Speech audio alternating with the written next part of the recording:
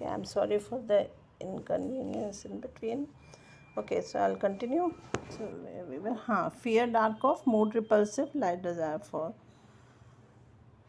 सो जो next pair हम देख रहे हैं वो फियर डार्क ऑफ और मूड रिपल्सिव का देख रहे हैं. फियर का मतलब जो सर बता रहे हैं, एक असहजता की स्थिति है किसी स्पेसिफिक चीज़ की उपस्थिति की वजह से, और डार्क का मतलब है ज्ञान का न होना. He wants to know where he stands, where he is. तो ये बेलाडोना पेशेंट क्या जानना चाह रहा है कि वो किस स्थिति में कहाँ है अभी वो. सो मतलब ये दोनों फियर डार्क ऑफ और मूड रिपल्सिव से हमको ये समझ में आया कि वो क्या जानना चाह रहे हैं. वो जानना चाह रहे हैं कि वो उसकी स्थिति अभी किधर है. He does not bother much about anything. किसी के बारे में ज़्यादा कुछ उसको फिक्र नहीं है. He if he bothers about anything it is to only remain informed so that he is able to adjust his own mind accordingly. तो अभी सबसे ज़्यादा जो उसको फ़िक्र है वो बाकी किसी चीज़ के नहीं, बस इसी चीज़ का कि उसको भाई इंफॉर्मेशन होनी चाहिए कि वो अपने माइंड को उस हिसाब से एडजस्ट कर सके. कोई भी चीज़ है उसको इंफॉर्मेशन एटलीस्ट होनी चाहिए. For example, there are people who keep inquiring about his health and suggest remedial measures or admonition him for being careless about his health. तो एग्ज़ाम्पल के तौर पे कुछ लोग होते हैं जो अपने हेल्थ के बारे में पूछताछ करते रहते हैं और रेमेडियल मेजर्स भी सजेस्ट करते रहते हैं, या फिर उसको डांटते भी थोड़ा सा हैं कि केयरलेस है अपने हेल्थ के प्रति. This he can do by starting treatment from somewhere to satisfy his critics to keep a pressure on his mind. तो क्योंकि कुछ लोग उसको राय सलाह दे रहे हैं, कुछ उसको डांट भी रहे हैं कि वो लापरवाही दिखा रहे हैं या किस चीज़ के हेल्थ के बारे में पूछताछ करते हैं. तो अभी क्या ये चीज़ जो उसको थोड़ा सा बर्डनसम लगती है, तो वो क्या होता है कि जब ट्रीटमेंट उसने शुरू कर दिया तो ये जो क्रिटिक्स हैं जो उसको उसकी लापरवाही के लिए क्रिटिसाइज़ करें, इनको वो शांत रख सकता है ताकि उसके माइंड पे जो ये लोग अनड्यू प्रेशर डाल रहे हैं उससे वो बचा रह सके. सो ये हमारा है fear dark of, mood repulsive and light desire for. Another example, a person met with an accident, had head injury and in consequence lost his eyesight. तो दूसरा एग्जांपल सर देते हैं कि एक इंसान था जिसका एक्सीडेंट हो गया और हेड इंजरी हुआ और उसकी वजह से उसकी जो आंखों की रोशनी चली गई. Please tell me frankly where I can be cured. आप खुल के बता दीजिए कि मैं कहाँ पे ठीक हो पाऊँगा. He said and wept. ये बोला पेशेंट और रोने लगा.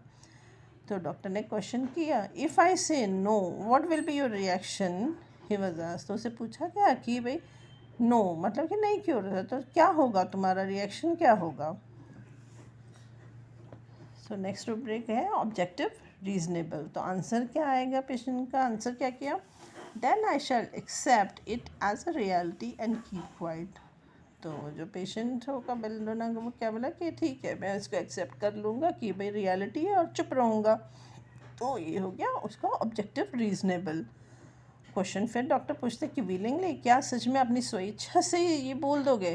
तो आंसर पेशेंट करता है, no. He said, how can I when I am still very young and have ambitions. तो बोला कि नहीं ऐसा कैसे हो सकता, मतलब विलिंगनेस स्वेच्छा से नहीं है बोल रहा है. ये जो ऑब्जेक्टिव बता रहा है, रीजनिंग दे रहा है कि भाई मैं एक्सेप्ट कर लूँगा ये रियलिटी है. तो क्यों नहीं एक्सेप्ट करेगा विलिंगली. बोल रहा है क्योंकि मैं तो अभी बहुत ही यंग हूँ और मेरे को अभी लाइफ में एम्बिशंस है, सब करना है.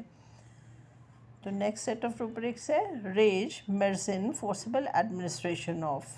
The next rubric is rage, medicine, forcible administration of. Rage means extreme anger में, तो बहुत ही ज़्यादा गुस्सा.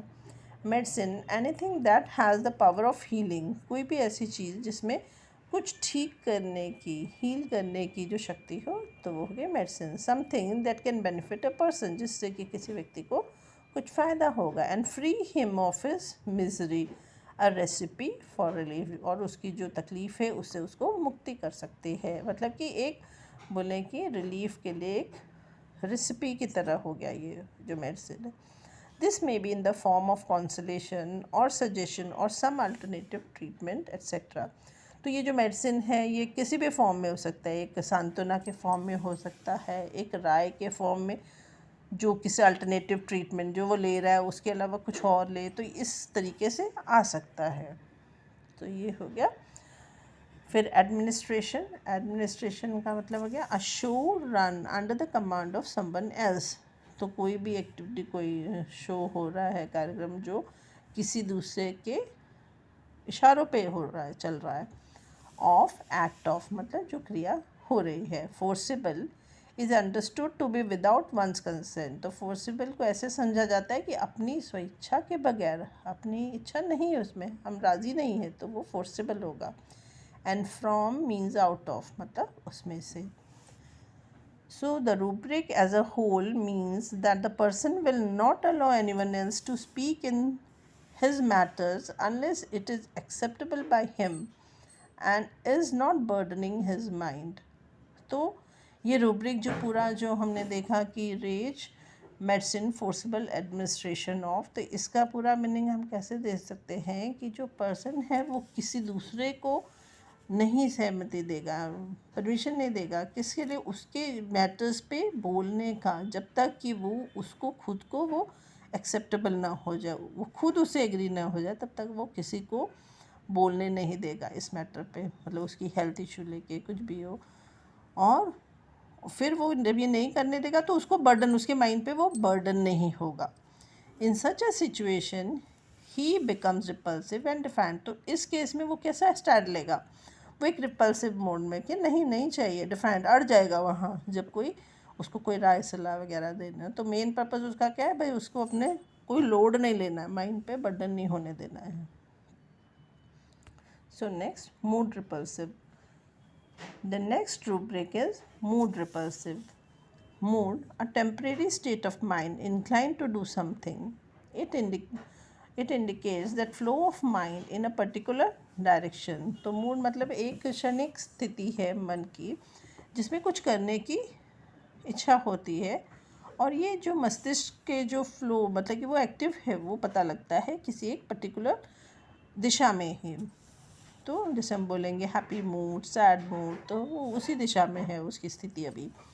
Repulsive, to keep the things off by driving और पुशिंग दैम बैक। रिपल्सिव मतलब कि दूसरी चीज़, कुछ चीज़ों को अपने से दूर रखना, या तो उसको भगा के या फिर उसको धकेल के पीछे धकेल देने से। The question now is what is that which is being pushed back. तो अब प्रश्न आता है कि क्या चीज़ है जिसको पीछे धकेल दिया जा रहा है। It is something that is trying to uproot और displace him from the present agreeable position. तो क्या है वो चीज़ जिसको पुश किया जाए, तो ये कुछ ऐसा है जो कि क्या कोशिश कर रहा है, उसकी जो अभी की स्थिति थोड़ी सी एग्रीएबल है, उसको अभी चल जा रही है वैसे, उसमें से उसको निकाल हटाने की कोशिश कर रहा है, वैसी कोई चीज़ को वो पुश बैक करेगा। जैसे कि हमने देख लिया राय सलाह दे रहे हैं कुछ, तो वो भाई कंफर्टेबल है स्थिति में अभी, लेकिन वो लोग उसको कर रहे हैं, फोर्सिबल एडमिनिस्ट्रेशन कर रहे हैं मेडिसिन का, तो वो पुश बैक कर रहा है, रिपल्सिव में जा रहा है। The person is in a state of attainment of permanent peace which he does not want to lose and something is trying to displace him. तो अभी ये जो बंदा है बेलेडोना का, वो क्या है, वो किस स्थिति में जाना चाह रहे हैं, उसका परमानेंट शांति चाहिए, और वो किसी भी तरीके से वो लूज़ नहीं, ख़त्म नहीं करने देना चाहता है। और क्या हो रहा है, कोई ऐसी चीज़ है जो उसको उस स्थिति से डिस्प्लेस कर रही है, उससे उस स्थिति से, पीस की स्थिति से हटा रही है। This supports the meaning of forcible administration of medicine. तो ये जो उसका जो माइंडसेट है, ये इस रूब्रिक को भी सपोर्ट कर रहा है, forcible administration of medicine, which means he will not accept anything may it be for his benefit unwillingly. तो फोर्सिबल एडमिनिस्ट्रेशन के जो रूब्रिक है उसको भी ये सपोर्ट कर रही है बात, जिसका मतलब हुआ है कि वो कोई भी चीज़ को मानेगा नहीं, अपनाएगा नहीं, भले ही वो उसके बेनिफिट का ही, उसके फ़ायदा को, लेकिन वो अनविलिंगली नहीं करेगा। फिर नेक्स्ट है defined. Similarly, there is another rubric, defiant. The meaning of defiant is to boldly resist or oppose an authority. तो इसी तरीके से दूसरा रुब्रिक जो है डिफाइंट है. तो इसका मीनिंग है डिफाइंट का कि हिम्मत के साथ किसी को उसके अपोज में खड़े जाना, जो अथॉरिटी जो पावरफुल है उसके अगेंस्ट में खड़े हो जाना, मतलब कि भाई नहीं एग्री होना, भाई हम अड़ जाएं, तो वो डिफाइंट हो गए. An authority is a source that issues commands and enforces obedience. In other words, it is something that is trying to dominate, and this is intolerable, and thus arises an issue of revolt in self-defense. तो authority का मतलब क्या हो गया कि कोई भी ऐसा सोच जहाँ से कमांड आ रहे हैं जो कि सब में ओबीडियंस की, भाई उनके हिसाब से जो वो बोल रहे हैं वो करो. मतलब दूसरे वर्ड में बोल सकते हैं कि वो जो अथॉरिटी है वो डोमिनेट कर रही है, जो दूसरे जिस पे वो अपना कमांड डाल रही है उसको डोमिनेट, उस पर अपना प्रभाव डालने की, उस पर अपना शासन चलाने की कोशिश कर रहे हैं, और ये बर्दाश्त से बाहर है. और इसकी वजह से वो रिवॉल्ट, एक विद्रोह की भावना जो कि अपने ही स्वरक्षा के लिए आती है. सो ये हो गया उसका डिफाइंट का स्टैंड कि क्यों वो डिफाइंट हो जा रहा है. Naked wants to be. Here the situation has taken a turn to compel him to forget decency and become more naked, reducing the limit of hiding. It is in this context a state of total nakedness, that is rage, has taken over the state of his hiding. तो अभी ये defiant वाली state आ गई है सब. तो अभी ये ऐसी सिचुएशन हो रही है कि अब वो ऐसे मोड़ पे आ गया है कि अब वो मजबूर हो जा रहा है कि अब वो अपनी जो डिसेंसी है, जो भद्रता है, जो विनम्रता है, वो सब छोड़ के अभी वो डिसेंसी छोड़ के वो नेकेड और ज़्यादा नेकेड होने की कोशिश में है. तो इसमें जो हाइड करने की स्थिति कि भैया वो तो हाइड कर रहा था शुरू से, हाइडिंग के लिए ये सब हो रहा था, वो अब हाइडिंग की लिमिट जो है वो कम हो जाएगी. इस स्थिति में देख सकते हैं कि ये जो टोटल नेकेडनेस है, मतलब कि अब वो गुस्सा हो गया, मतलब डिफाइंट स्टेट में है. तो भाई कोई कब डिफाइंट होता है, कुछ तो है गड़बड़ तभी. तो यहाँ वो रेज आ गया. तो ये अब जो हाइडिंग वाली परिस्थिति था, जो पहले वो नहीं बता रहा था, अभी वो रेज की स्थिति, मतलब कि अब वो हाइडिंग की स्टेट को अभी ये नेकेडनेस ने ओवरकम कर दिया. अब इसके ऊपर वो हावी हो गया. फिर नेक्स्ट है calculating inability to. The next rubric is calculating inability to. Calculating is assessing the extent of something. Inability is lack of ability or to be unable to. तो दूसरा जो नेक्स्ट रुब्रिक हम देख रहे हैं वो क्या है, कैलकुलेटिंग इनएबिलिटी टू. तो कैलकुलेटिंग का मतलब है कि किसी चीज़ का अंदाज़ा लगा लेना एक कुछ हद तक, और इनएबिलिटी मतलब वो जो कैलकुलेट करने की एबिलिटी है वो क्षमता न होना, मतलब कि वो ये करने में असक्षम है. तो this inability is limited to assessing that. तो ये जो इनएबिलिटी, जो उसकी अक्षमता है, जो वो सक्षम नहीं है, वो सिर्फ चीज़ों का अंदाज़ा लगाने के तक ही सीमित है. Inability is a great disqualification. तो कोई चीज़ को न कर सकना, ये मतलब कोई एक क्वालिफिकेशन, मतलब it is something that is disqualification बोलेंगे. भाई होनी चाहिए सब में जो क्षमता होती है.